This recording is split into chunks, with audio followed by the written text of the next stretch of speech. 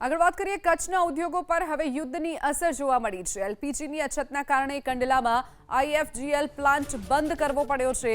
ગલ્ફથી આવતા એલપીજીની અછતના કારણે પ્લાન્ટ હાલ બંધ કરવાની ફરજ પડી છે। કંડલા સ્પેશિયલ ઇકોનોમિક ઝોનમાં આવેલો જે પ્લાન્ટ છે તે હાલ હંગામી ધોરણે બંધ કરવામાં આવ્યો છે।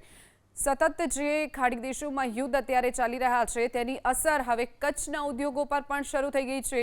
એલપીજીની અછતના કારણે કંડલામાં જે આઈએફજીએલ પ્લાન્ટ આવેલો છે તે બંધ કરવાની ફરજ પડી છે। ગેસની અછતના કારણે હાલ પૂરતો આ પ્લાન્ટ બંધ કરવાનો નિર્ણય કરવામાં આવ્યો છે। કંડલા સ્પેશિયલ ઇકોનોમિક ઝોનમાં આવેલો પ્લાન્ટ હંગામી ધોરણે બંધ કરવાનો નિર્ણય કરાયો છે।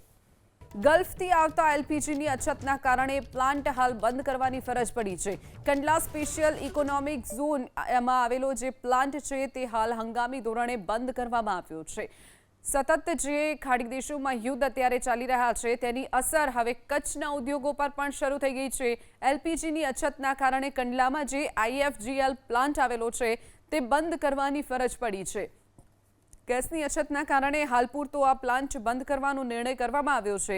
કંડલા સ્પેશિયલ ઇકોનોમિક ઝોનમાં આવેલો પ્લાન્ટ હંગામી ધોરણે બંધ કરવાનો નિર્ણય કરાયો છે।